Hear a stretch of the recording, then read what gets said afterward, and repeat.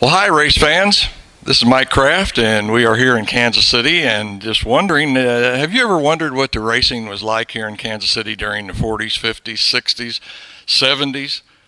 Well, if you really want to find out, the chance that you might want is here at the C.A.R.B. Hall of Fame at the Kansas City Automotive Museum, and it's out here at 119th and Strang Line Road in Johnson County.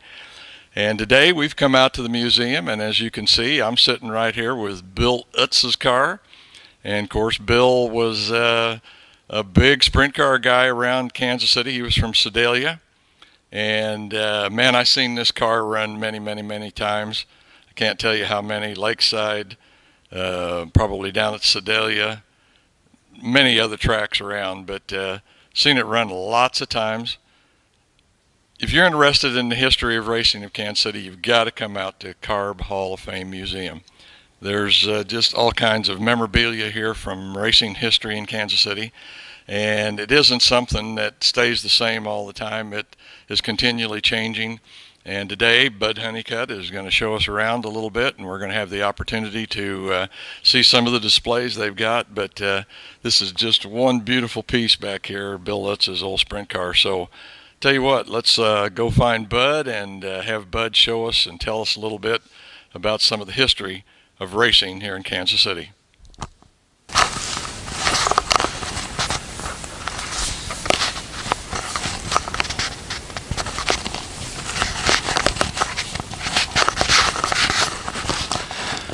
To all you race fans out there, have you ever really wondered what racing was like in the 40s, 50s, and 60s in the Kansas City area?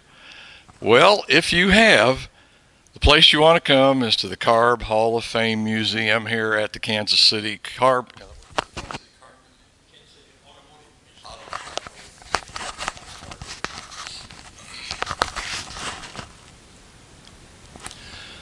Well, hi, race fans. This is Mike Kraft, and we are here in Kansas City. And just wondering, have you ever wondered what the racing was like here in Kansas City during the 40s, 50s, 60s, 70s?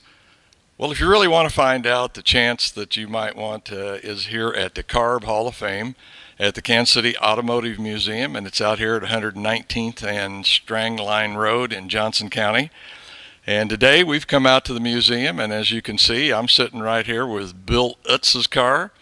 And of course, Bill was a big sprint car guy around Kansas City. He was from Sedalia. And man, I've seen this car run many times.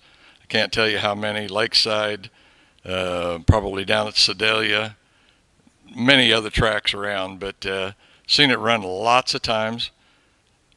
If you're interested in the history of racing of Kansas City, you've got to come out to C.A.R.B. Hall of Fame Museum. There's just all kinds of memorabilia here from racing history in Kansas City, and it isn't something that stays the same all the time. It is continually changing.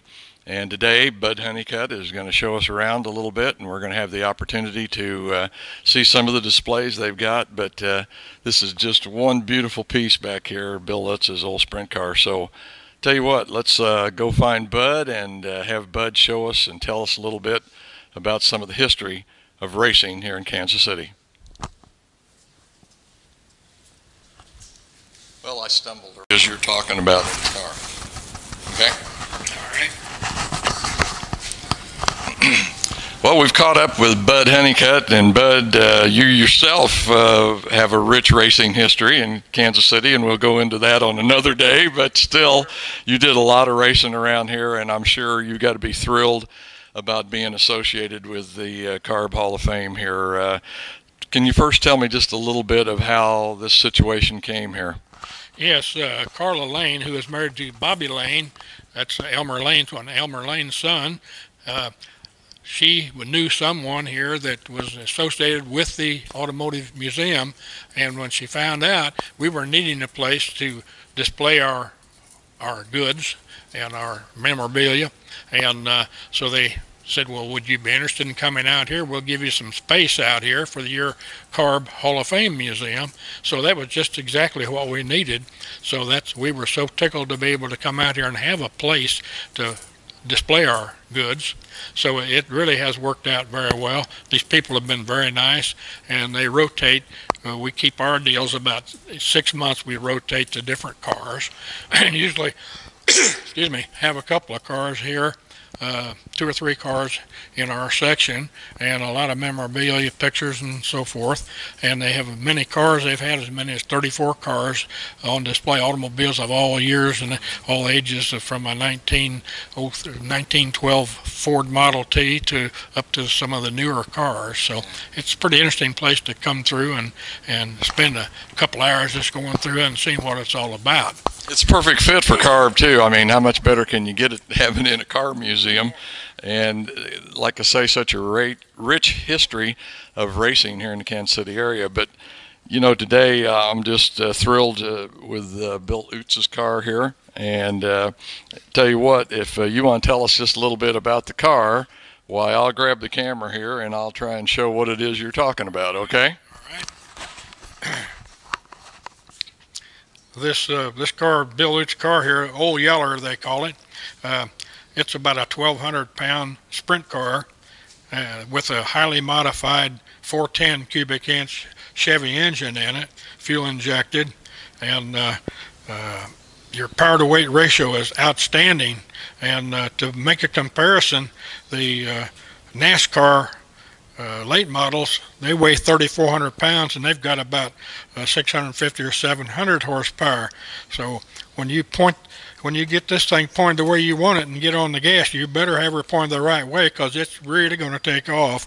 And it's outstanding. Mostly dirt track racing with these cars.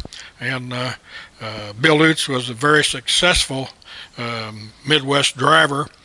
He raced the IMCA circuit, the International Motor Contest Association, that was started by Al Sweeney in the United States. He raced all over at the fairgrounds all over the country. And we called them the pumpkin dates. Kansas City, being a central location, became a hotbed of racing, and many of the drivers from out of state would base out of the Kansas City area because they could race 4 or 5 nights a week and only have to be away from home never farther than a couple hundred miles from where they were living. So it made a nice deal for them, and a real race community. They raced in Iowa, Kansas, Illinois, all the places they raced around here, and all the fair dates. And they turn out huge crowds for the fairs, and a lot of the people, that was the only time of the year they went to the races, so they got to see a lot of good races. Bill Utz was a blacksmith by trade, so I used to call him the Flying Blacksmith, and so he was familiar with doing a lot of welding work and that type of work, and working with tubing and things. And when they used to use old car frames, then they went to the tubular frames, and which really made a lighter, stronger race car. They used aircraft tubing, same thing airplanes are made out of. And they had, this car has a leaf spring front on it, and most of the time with a leaf spring front, they can do some adjusting on that front spring to transfer weight to the whichever side of the back they want. It had parallel torsion bars on the rear, which got better traction than the spring cars did, and you could make them handle a little bit better. They run some expensive shock absorbers on these cars, and the shocks, one shock cost more than a whole set used to cost when I was racing. You know, things have changed so much, and they've perfected them so much that a good shock man with the car, helping set up the chassis of the car, is very important, because they do more with shocks than we did with springs and such as that. So it's they talk about having weight jackers on cars down in NASCAR. This year they got the first time they got a weight jacker in the car that the driver can change the weight on that car while he's racing. Well, we had that in 1962 here in Kansas City on the car I was driving for Bill Underwood, the A&B Auto Salvage Hudson-powered car, and we had a weight jacker that Cecil Taylor got for us from Parnelli Jones. And I just wanted a drawing so we'd know how to make the thing. And he said, well, heck, this guy a friend of yours, Cecil? He said, yeah. And he said, well, here. And he went over and opened the bench and come out with a weight jacker, and we put it on the race car, and it really helped us a lot.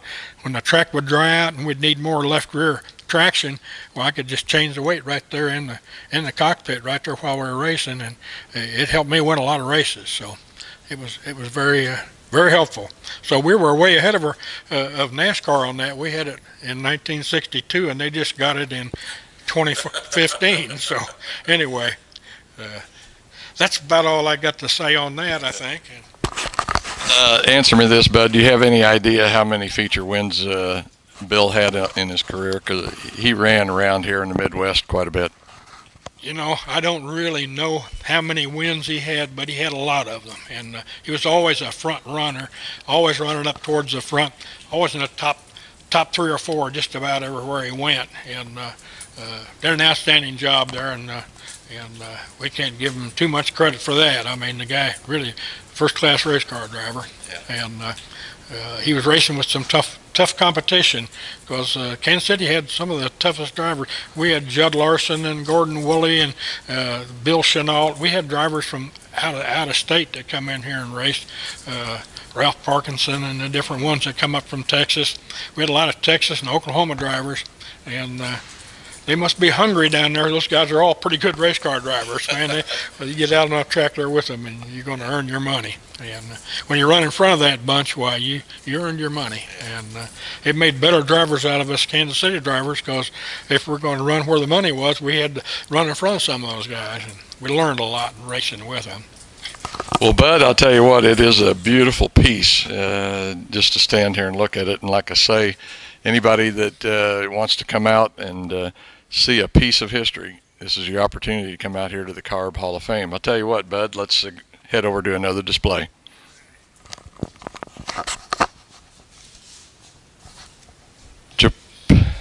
Well, we have moved over in front of the C.A.R.B. Hall of Fame member display, and for this particular period, the people that are on display here are Clyde and Joan Ellis. And boy, Bud, I don't know if we can say enough about these two, because you know, you can think of several areas such as Lakeside probably wouldn't be where it is or what it is today. C.A.R.B. might not be what it is today if it weren't for Clyde and Joan. That's very true. Clyde and Joan have put their whole life into auto racing. Clyde started in racing about 1958 with the IMCA, Al Sweeney Circuit, International Motor Contest Association, and they traveled all over the country to the different, we called them pumpkin dates at the fairs. They go to state fairs, county fairs, and such as that. And Al Sweeney was quite a promoter. He was one of the first guys to promote a Jack Dempsey fight back years and years ago. So the man been around it for many years and was quite a politician, knew how to deal with all the politicians at the county fairs. So anyway, Clyde went to work as a driver. He loved racing, and all his life he wanted to race, and he went to work as a driver there, had his own car, and he was racing with guys like Ernie Durr and Don White and Ramo Stott and a lot of the guys out of Keokuk, Iowa.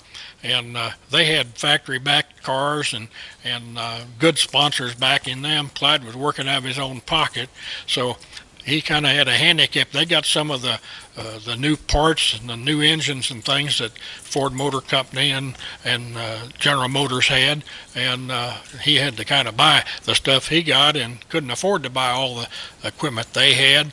And so the racing he did, he was very competitive and operating out of his own pocket. Why, he did a good job, and they got out to he especially loved Belleville, Kansas, and that was a track that scared most of the drivers. They didn't like the high speeds. Oh yeah, they didn't like the high speeds on that high bank track. And Clyde loved it because his car handled better there than it did anywhere. And he ran. I think he ran third out there with one of all the hot dogs, and he was really tickled with that and really enjoyed it. You know, this picture that's behind us. We were looking at it earlier, and I was telling you I didn't realize that Clyde was I don't want to say heavy because he certainly wasn't fat, but he was a lot bigger than what I knew him as probably over the last decade where he was so much thinner. But pretty good sized boy. Yes, he was. He's a pretty stocky built guy and pretty muscly guy. Always did hard work and was always in good shape. And I think my aunt would say he's a little fleshy. And you're getting a little fleshy there, Clyde. Well, and you were saying also, we were talking, you told me a story about he was a bouncer at one time. Yeah. Clyde, when he was a young man, his friend owned the Cedar Club over in Kansas, and he had hired Clyde as a bouncer because Clyde in school, there weren't very many guys, big or little, that whipped on Clyde because he could handle himself.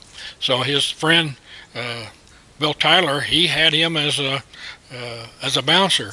And one night they had a man that was clear out of line there, and he was really giving them. He was swearing and hollering and making a lot of noise. And Clyde went over and said, "You know, we want our customers to have a good time, but he said you've had too much to drink, so we're going to have to ask you to go on home and sleep it off, and you can come back when you get all sobered up here. And we have people in here with their wives, and they don't want to hear this bad language you're using." And the guy says, "Well, what if I decide I don't want to do that?" And Clyde said, "Well, then I'd have to put you out of here." And this guy's about 6'4", and Clyde's about 5, 6, or 7 there. He looks down at Clyde and said, "You're going to put me out of here." And Clyde said, "Well, if it becomes necessary, that's my job." And the guy says, "Well, I got to see that." So anyway, Clyde grabbed a hold of him and I punched him a few times there and took him to the front door and got him outside there, and they had duked it out there, and Clyde worked him over pretty good, and he said, "Do you live around here?" And the guy said, "Yeah, I live here close." And he said, "Well, you shouldn't be driving the shape you're in, so I'll get somebody to drive you home, and I just want to tell you, I don't carry a grudge. If you come back next week and you're sober and behaving yourself, I'll buy you your first drink."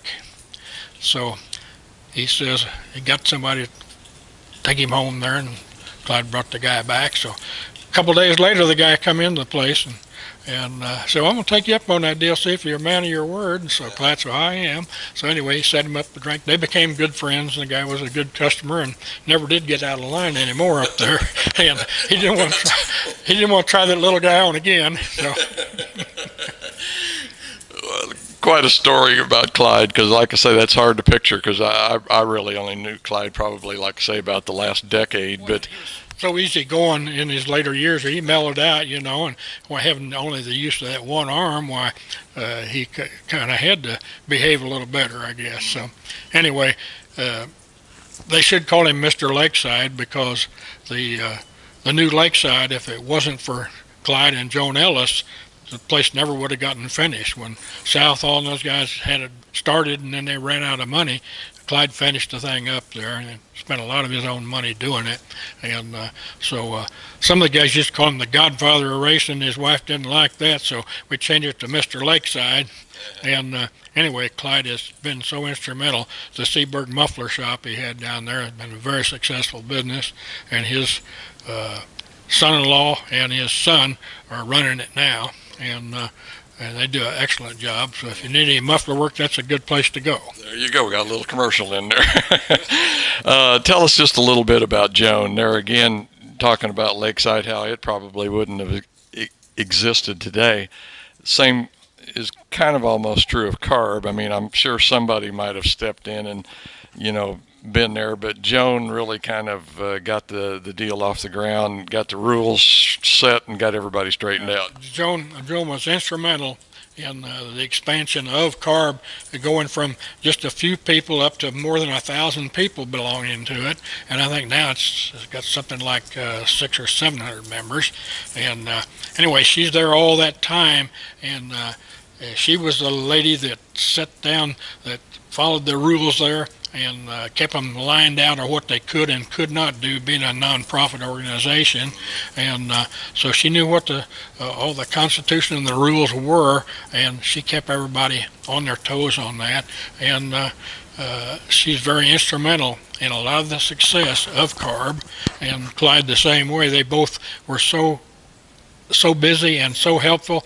If they had a new deal when they had the bowling tournament started, Clyde the first sponsor to put money up for the bowling tournament, and the the golf tournament, anything like that, Clyde was always the first guy to jump in and lay the money out there on the line to make it work. Well, we've kind of covered Racer. We've covered Joan with the C.A.R.B. Clyde was also a promoter. He was a promoter there at the old Lakeside, and I think you got a little story about Terry Bivens and Joe Wallace as far as Clyde was involved. Yeah. One night we had a heck of a deal.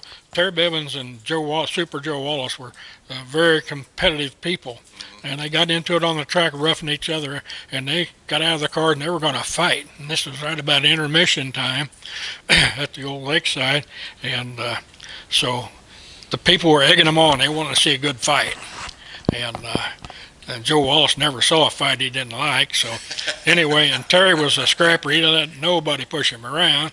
So anyway, it made a pretty interesting deal, and I was wondering, I was working for Clyde out there then as an official. Bob Reed and I were both working for him, and so I was kind of wondering, how are you going to handle this, Clyde? So Clyde walks over there to him and tells him, hey, you guys come with me. He says, you get in the back seat, and you get in the back seat of my car. And he pulled his car around there, and he went out on the track and taking some slow laps around the track, talking to the drivers and telling them, you guys probably won't believe this, but we can run these races without you guys, but we'd rather do it with you, and because you guys are a good draw and you have a lot of fans, but you've got to behave. You can't come out here and fight and carry on like you're doing, and we can't have that. We got to have a good show for the people to see.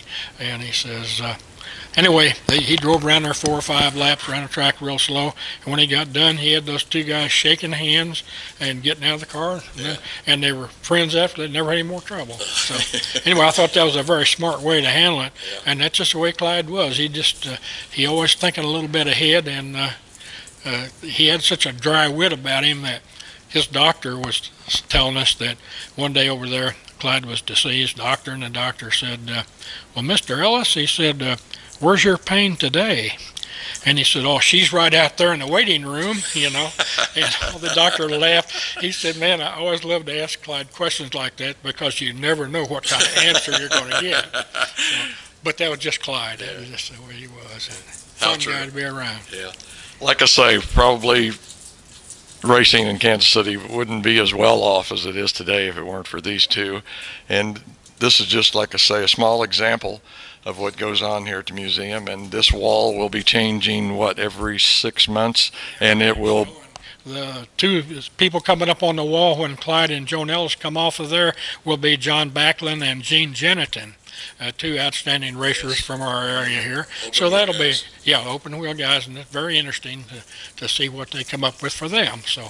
And also you've got another car or 2 coming in? Yeah, we got Mark Randall will be bringing his Offie-powered sprint car and restored sprint car in here that belonged to his dad, Tom Randall, who was an old-time racer here in the Kansas City area and had some of the very best drivers drove his cars, and he had like Bill Chenault, Judd Larson, Donnie Hutchinson. He had a lot of the top drawer drivers, Herschel Wagner, and so it's going to be interesting. And then John Lane is bringing a restored car that Wes Farron drove, and John Lane is one of Elmer Lane's sons that stayed involved, and he and Mark Randall are car restorers, and they've restored cars for several museums around the country, and boy, their work is outstanding. Just beautiful work they do. Yeah, I just saw one of them up at Pleasanton, Iowa. I was up there for a racers reunion, old-time racers reunion, and they had a car up there, but boy, they've got stuff up at Speedway Motors Museum, Knoxville, you name it, they've got it.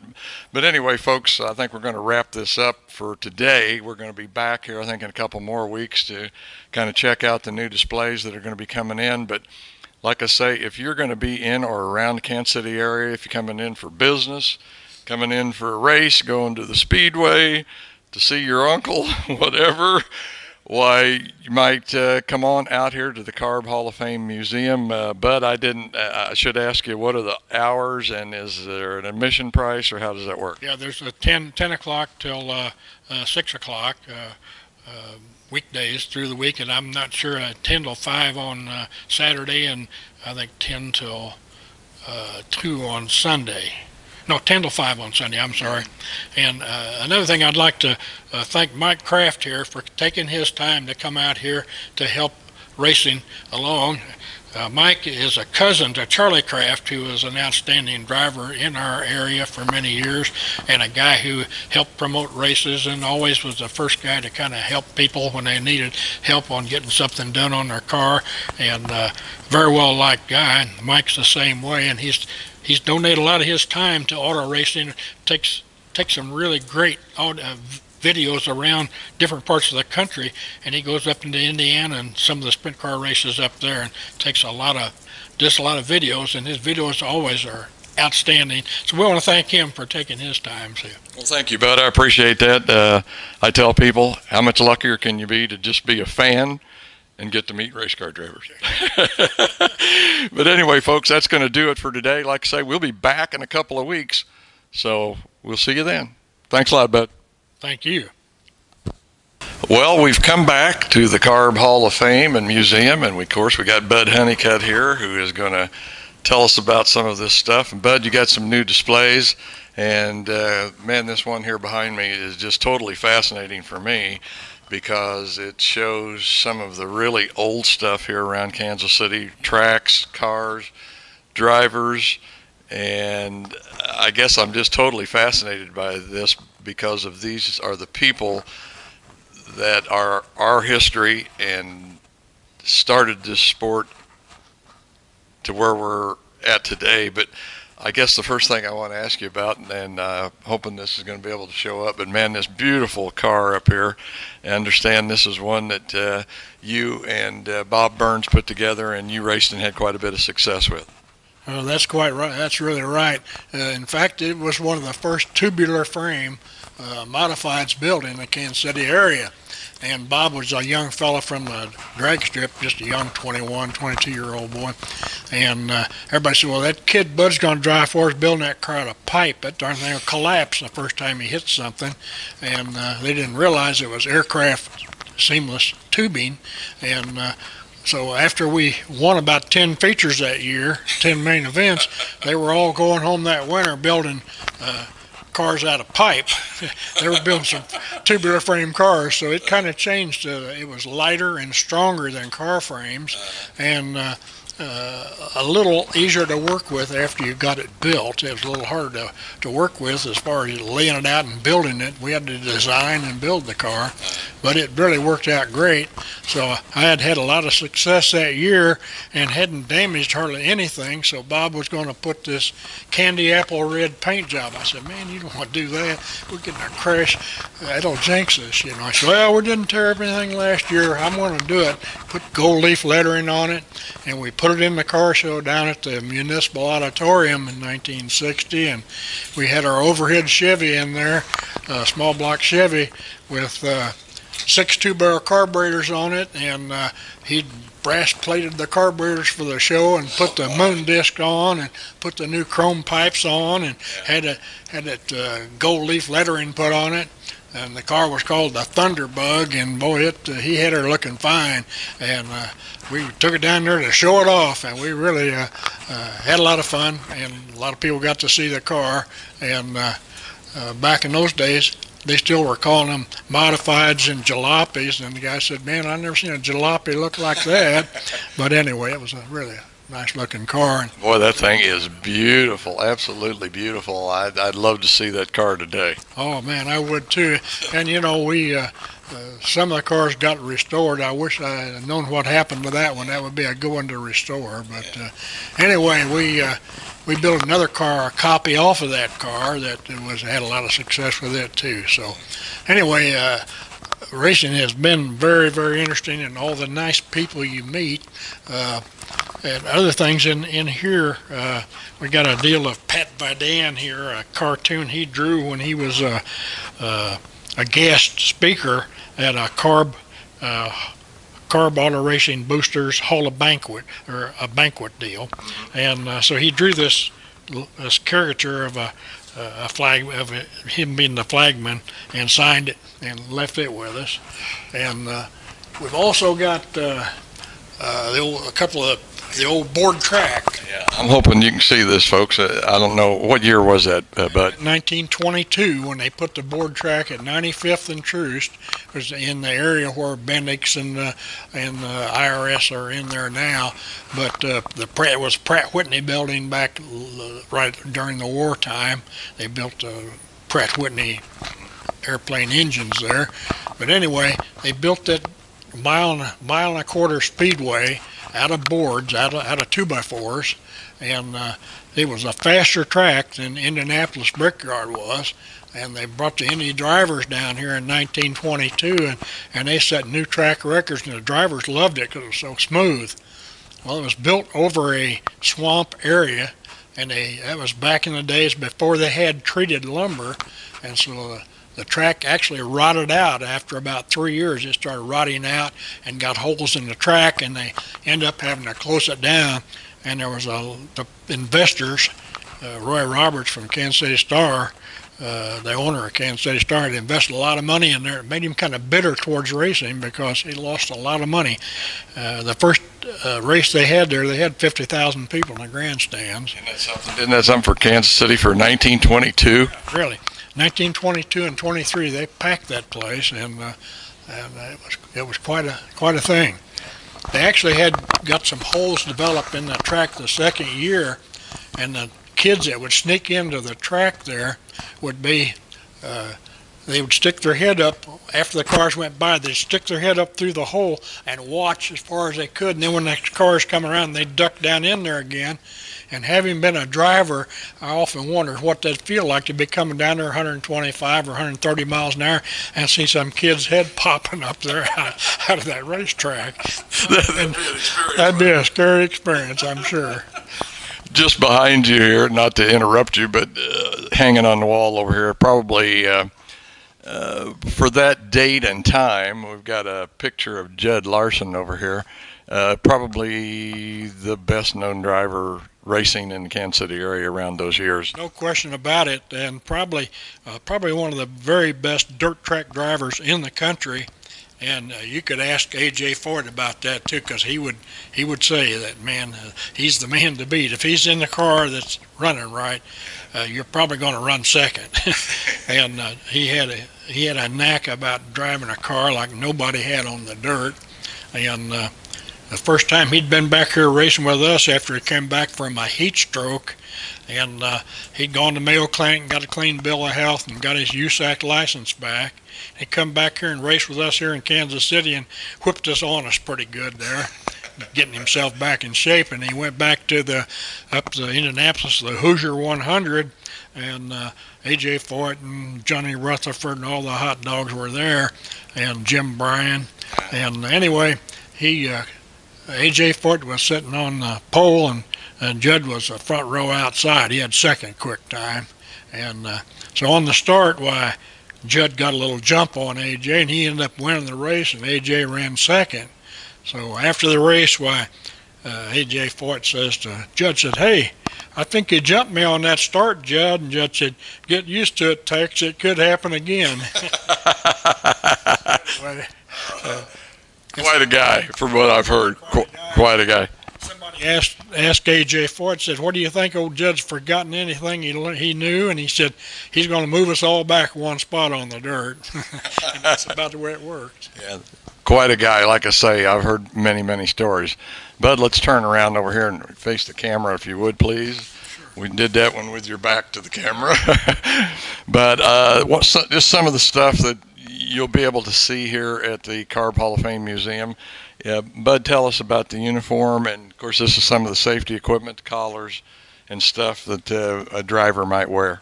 That's exactly right. Actually, we've got a driver's uniform there, and back when I started racing, you had a T-shirt and a pair of jeans. That was it. That was your driver uniform. But put a handkerchief across your face, keep some of the dirt and the mud out of your face. And anyway, here's a nice driver's uniform that one of the guys donated. I think Randy Sears and Rick Darling donated a couple of their uniforms here to let people see what they look like. You've got a neck restraint, a neck protector, and you've got the arm restraints. You got the steering wheel, the race car steering wheel up above that, and you got the driver's gloves and the driver's shoes down below that. I guess those are Nomex, or what? And that pronounced correctly, Nomex. Yes, Nomex is their fireproof. Yes, and a lot of drivers had burns and things back years ago because they didn't have the proper gloves. They had an old pair of gloves they bought at the hardware store, and they weren't fireproof at all. Leather or something. Yeah, well, leather gloves and golfers' gloves and such as that they were wearing. Oh my goodness. But anyway, yeah, Those are pretty thin. pretty thin. Yeah, they are. Yeah. Well, we're going to stop it here for just a minute, and we're going to move just a little bit over here to where we've got some helmets on display. So, Bud, let's step over there. I'll reset the camera. All right. Well, we've got a display case here that some of the drivers, Rick Darling and Randy Sears, the racing banker, they call him the flying banker, and he was in the banking business for 20 years and has been a member of C.A.R.B. for many years and a good race car driver in his own right. And they brought some of their old helmets in to give us an idea of how things have progressed for drivers' headgear safety. They had the bottom one here is an old Cromwell helmet that actually came out of England, and they were made out of paper mache, basically is what they're made out of, and very little head protection, a little better than the old cloth helmets they first started out with. But then they come with the better headgear and the fiberglass headgear. They had a man named Robert Snell who had a son who was killed in a sports car race because of really bad headgear. So Mr. Snell was quite a wealthy man. He started a foundation called the Snell Foundation, S-N-E-L-L. And anyway, he went to university and set up a deal to research headgear for race drivers. And he come up with McHowell was one of the first ones. And so I had a fellow that had a motorcycle shop at 18th and Truth, a guy named Clayton Ferguson, and I talked him into if he would buy some helmets, I could sell them at the track, and we'd get the drivers in better headgear, and I could pick up a buck or two, and so could he. So that's what we started doing, and I was selling helmets, shoulder harnesses, and goggles, and so we got many of the drivers, we got them into the better helmets, and got them better protected, and also with the shoulder harnesses. And I found out if the drivers, I tell them, oh, those helmets are $35. Well, you know, in 1956, $35 seemed like a lot of money. And they said, well, that's a lot of money. And I said, well, you can't get your head x-rayed for $35. So I said, you need to buy one of these, protect your family. So I went to the drivers' wives and said, hey, you need to buy your husband a good headgear for safety. He's only got one head. We got to protect that, keep him working, you know. So anyway, I found out the wives would buy the helmet, so I started selling the heck out of those helmets. And it made racing safer for the guys I raced with, and I had one of the good helmets myself. And the first night I raced, there was 130 race cars in the pits, and I was the only one that had a shoulder harness. And I was looking, they just had a surplus seat belts, all they had, Army surplus seat belt, and that was it. So I thought, man, that's not very much protection. So I went and bought a parachute harness at a surplus store for $5, and I took it up to the shoe shop, a friend of mine in the neighborhood that worked on shoes back when they had shoemakers, and he had him cut it down to fit me, and so it had a big O-ring on it, and I cut a hole in the back of the racing seat and run a piece of chain around that and wrapped it around the frame of the car, so that gave me some extra protection. So one of the guys asked me, saw me hooking that harness up, and he said, what are you going to pull that car, or are you going to drive it? And I said, I'm going to drive it. And he says, well, what's that harness for? And I said, well, does your body bend at the waist? And he said, yeah. And I said, well, this keep it from bending when you don't want it to. And so it's more protection. He said, well, where'd you get that? And I said, I had it made. Well, how much you charge me to make me one? I said, I can make you one for $25. So anyway, I started making some of them, and then I got a deal to buy at Love Air Force Base in Texas, and Ferguson, my buddy Ferguson, the motorcycle man, I had him buy us a bunch of shoulder harnesses, and I finally got him to make shoulder harnesses.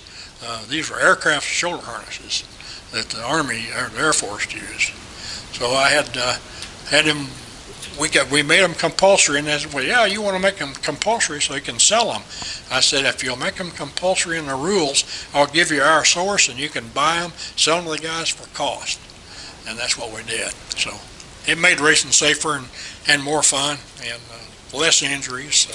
What year did the full face helmet come in? Full face helmet come in probably about probably in the mid 1960s probably. And they had the flip shields back in 58, 59. They had flip shields, but the full face helmet probably come in the mid 60s. And Bell helmet coming in, some of them that made that. Well, we've moved over here now in front of the salute to two of the C.A.R.B. members for the Hall of Fame, and of course that would be Gene Jeniton and John Backlund. And thank goodness I had the opportunity to see both of these guys drive, and seen them drive a lot. And I think one of the stories that I related to you was went out to Belleville just to go to the race, and John was out there, and sure enough, somehow or another, he got lined up with a race car that particular year, because it was somebody from the West Coast, if I remember.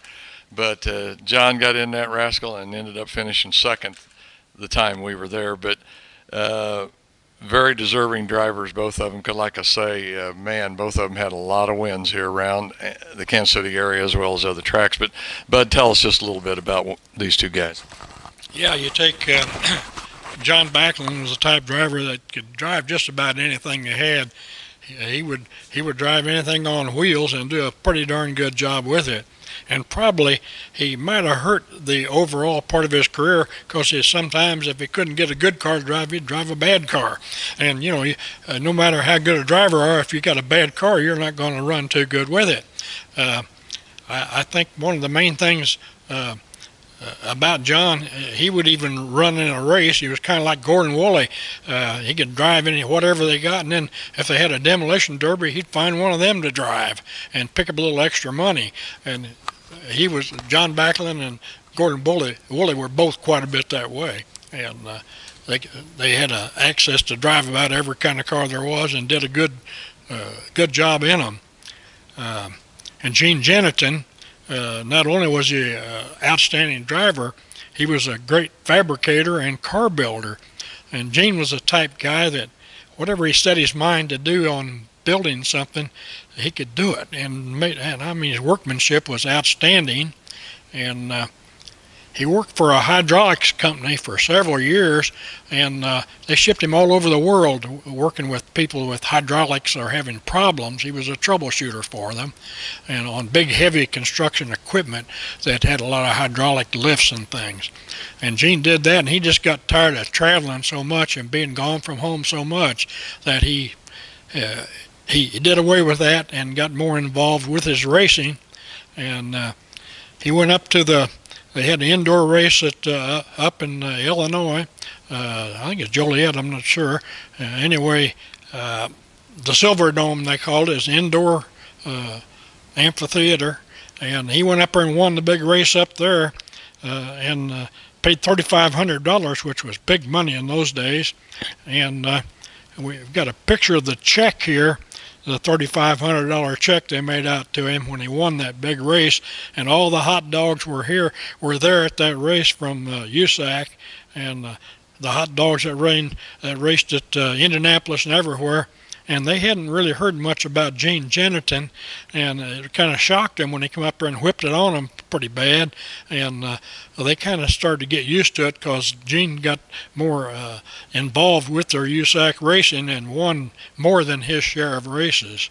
And Gene later, after he kind of semi-retired from racing, he started a dock building business down at Lake of the Ozarks. He moved to the Lake of the Ozarks, and he built many, many docks. And a very unfortunate accident Gene couldn't swim, and he was out there in his boat taking some parts over to a dock, and he got swamped by a big jet boat that come roaring down through there real fast, and it swamped his boat and threw him out of the boat into the water. And he didn't have on a life preserver or a life jacket at all, and so I guess one of the witnesses there said that he went down 2 or 3 times. He saw him come back up, and he was struggling trying to get back to the boat. And anyway, by the time they got somebody out there to try to help him, it was too late, and we lost Gene. And it was kind of a strange thing. A guy, all the racing things he'd been through, to end up in a drowning death, it just seemed strange. And anyway, Gene was a great guy and a great race driver, and all the people that knew him, why, they were really impressed with some of the cars he turned out. He drove for several years for Bill Ryan, a local man here, and he drove the old 85 car for him, and he had that 300 car, and had his own cars, and always, his cars always top drawer, top-notch car at the track. So he won his share of races around the different parts of the country, and was quite active in the Chili Bowl when it first started. And so anyway, that's about all I got there on Gene, and I've been kind of selling John Backlund short. John Backlund did an outstanding job of driving, and I think he's a BCRA champion there a couple of 3 times, and he's in several halls of fame, and quite a race car driver in his own right, and a really super nice person with it.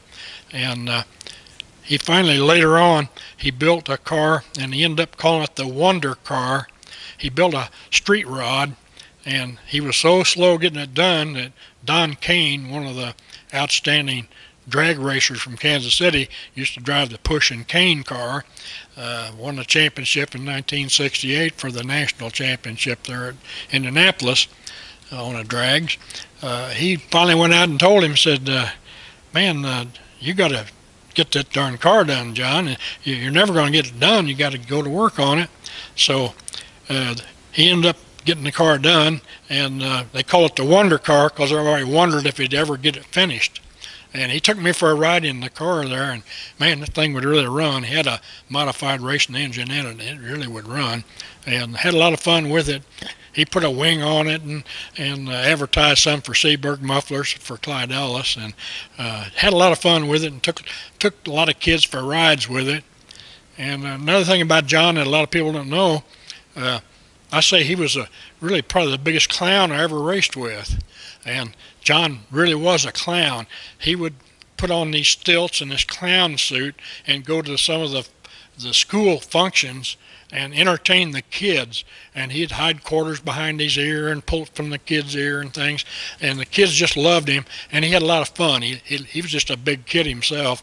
And so he did a lot of things like that people didn't know about, but he'd go to a lot of events and be the clown up on those stilts. And it's very interesting. I mean, he just had a way with people, and people liked him and still do. And John he's living in Albuquerque now, so we don't get to see him very often. But he lost his wonderful wife, Janie, here last year, and I think that's really been tough for him. That's a tough thing to have to go through. So I think that kind of covers it there. Okay.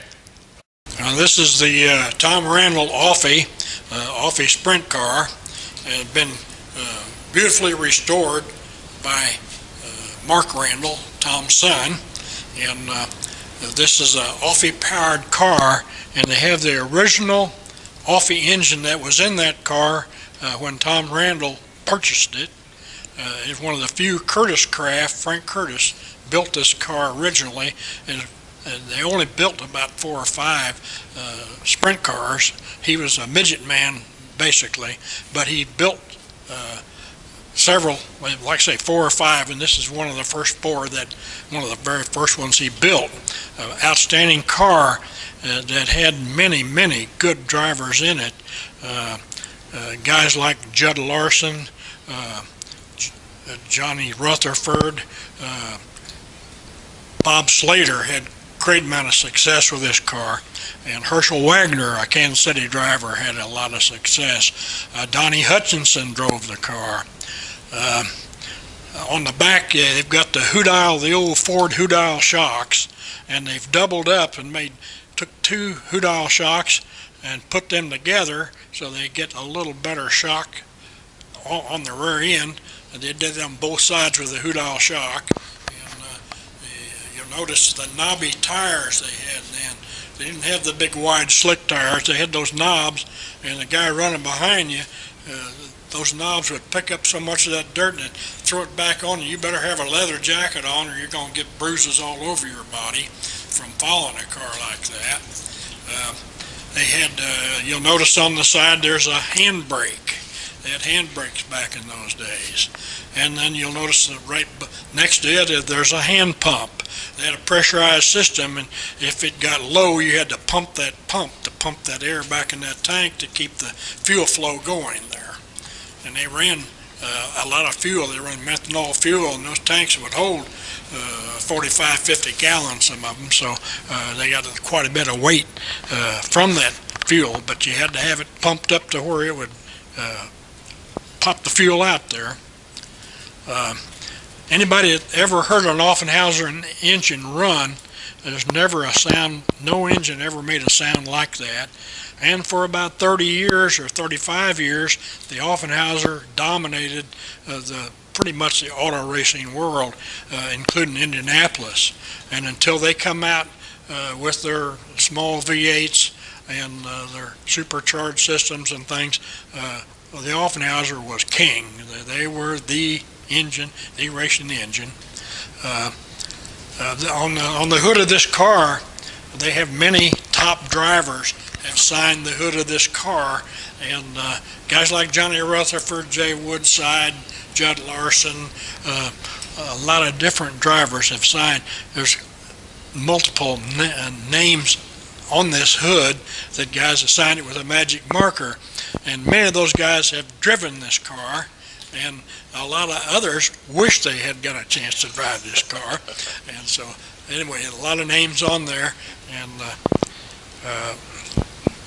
we come up to the front of the car now, and you'll see that they had the old spring, the old Ford spring front end on it. Had a tubular Ford axle under it, and they had the old Ford leaf spring like they had on the old buggy springs, and the rear had parallel torsion bars, and it worked out very well. You could change the weight on the car, transfer weight to the left rear or the right rear, left front to the right front, by changing that spring.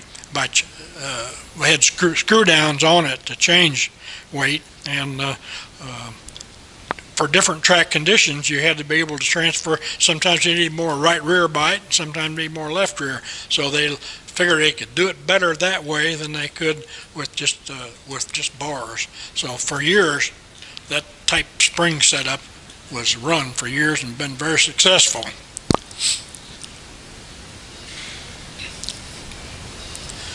Now we have a midget race car that was brought to Leroy Holler, who is one of the great car builders, the modern car builders in our area. He's built a couple of twin-engine pickup trucks and a couple of twin-engine cars that have been very successful. They brought this basket case out, their boxes of pieces of this midget race car, and Leroy went to work and put this thing together. And you'll notice on the right front, under the axle, it's got a little skid. It's got a skid plate. And I asked him, what in the world was that for? He said, well, they broke so many spindles, and the car would dig in and flip over. The car would turn over when they dig in that spindle. So they put that skid down there, so if it broke a spindle, it'd sit down on that skid instead of digging in and turning over. So it's quite a safety feature that somebody come up with. Some backyard mechanic figured that out, and it worked. So a lot of things that were perfected on passenger cars came from the racetrack. Some like I say, some backyard mechanic figuring out how to do that. See, but anyway, this had a Ford 60 V8 engine in it, and they had the Ford 85s and the Ford 60s. And the Ford 60 was a smaller, built for economy by old Henry Ford. And the guys said, "Well, hey, that fit in one of these midgets." So they strapped her in there and started running them into midgets, and they had a lot of success with them. And they learned a lot of how to modify these flathead Ford motors and make them run pretty good. We'd like to welcome the race fans out here to see kind of what they've got. The Kansas City Automotive Museum, the people have been kind enough to give an area to the C.A.R.B. Auto Racing Hall of Fame Museum of its own right, and they've given us space here to put our materials in here to show to the car lovers. And we're located out here at actually 116th and Strangline Road, and for people coming from town, you can come out I-35 south to 119th Street, and you get off right there to 119th. There's a Home Depot. It'll be immediately on your left, and you go down past that Home Depot and take a left on Strangline. The first light down there is Strangline Road, and follow that right up, and it'll take you right up to 116th Street where the Kansas City Automotive Museum is located. And they're open from 10 till 5 most weekdays, and on the weekends also they have special times for some things like Father's Day. They have free admission for fathers, and they run some specials, and they have a student entry on it. I think it's $6 for a student, and also retirees. I think they have a special rate for them, and they try to work with the people. And most people come out and go through it and see all the different kinds of cars. They seem to feel like they get their money's worth, and it's the only really automotive museum they got really active in the Kansas City area. So anyway, it's come out and see us, and there's usually someone here, or one of the docents, that'll try to explain some of the different type cars. And they've got everything from Rolls Royces here to hot rods to the race cars. Got a beautiful 29 Packard convertible over, kind of one of my favorites. And they got a lot of really fine cars, and so come out and see us. If you folks are going to be in town for, say, a Royals game or a Chiefs game, and you're a race fan besides that, and plus you might want to see some beautiful older cars, why, man, the Kansas City Auto Museum here is a terrific place to come to, plus the C.A.R.B. Hall of Fame Museum here. But it's been a real pleasure to be able to come out and do these with you. I mean, every time I talk to you, it seems like it's enlightenment about what has gone on in the history of motorsports, and I thank you for that. We're so thankful we have you, because you have really taken your time to come out and really help our cause, and being a big race fan yourself, and a first cousin to Charlie Kraft, one of our outstanding drivers in this locality, and a heck of a fine guy too. That whole Kraft family, everybody I've met named Kraft, have really been really special people. So we're glad to have you aboard. Thanks again, Bud. And like I say, folks, come on out here. It is well worth the trip. It's worth the money. Come on out and see the C.A.R.B. Hall of Fame Museum.